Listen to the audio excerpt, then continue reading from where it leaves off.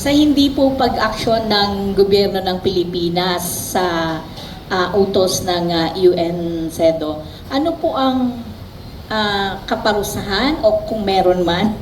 At sino ba ang magpapataw United Nations? Please clarify. Yung yung CEDAW is an expert committee, ang isang treaty monitoring body, so it can remind, it can advocate, it can but it cannot enforce. Unlike the UN Security Council, which is a body within the UN na enforceable ang kanya mga resolutions. So what the other bodies like CEDAW and other bodies of the United Nations can do is to clarify universal standards of international law and of human rights, and urge states to abide by its recommendations. Pero yun na yun, unfortunately yun na. It's a big thing din naman in the sense that the world, the world's attention gets to be focused on issues that are being taken up by the United Nations. But in the end, it really all boils down to the political will of the executive department. And that is really the problem with the executive department of the Philippine government, no? Japan remains as the #1, the biggest creditor country, to the Philippines. And in fact, right now, in the meeting yesterday between President Marcos and Prime Minister Kishida, I think one of the issues that were taken up was yung Japanese official development assistance dun sa mga big railroad projects that the Marcos government is doing. And we all know how big development projects or foreign assisted projects are also big sources of graft and corruption for high government officials in the country.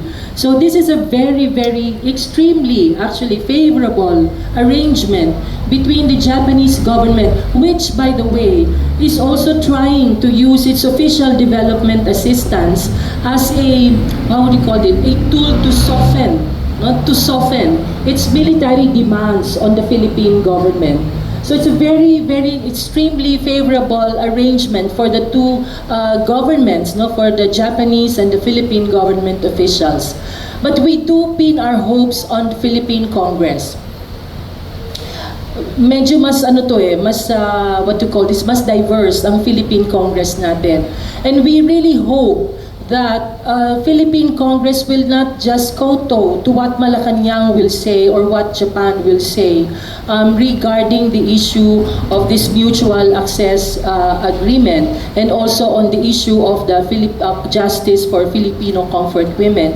In fact, a few weeks back, as part of the lobbying campaign for the national budget, we also submitted letters to several congressmen urging them to take up the matter of the reparations fund for Filipino comfort women in the 2024 national budget.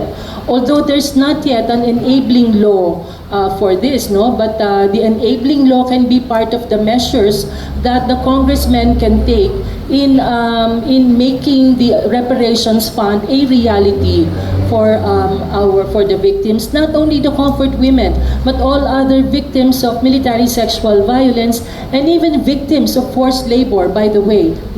Napakarami ring mga Pilipino noong World War II.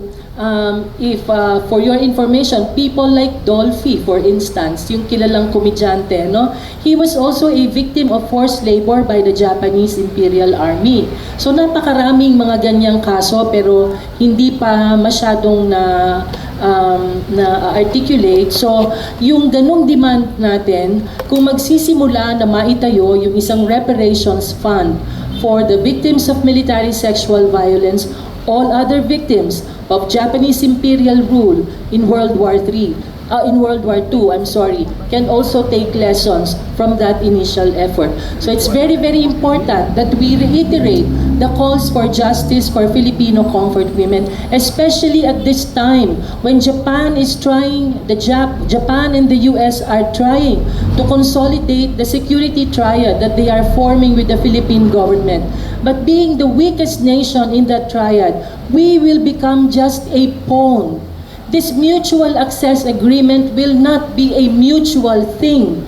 It will only be a license for the unhampered movement of Japanese troops in the country, but that privilege will never be given to Filipino soldiers. So it is a matter of patriotism, it's a matter of the defense of our sovereignty, it is a matter of defending the honor and dignity of our nation, our people, especially our comfort women, that we do not agree to having this mutual access arrangement or agreement with Japan, and that we end all forms of foreign military domination and control over the country.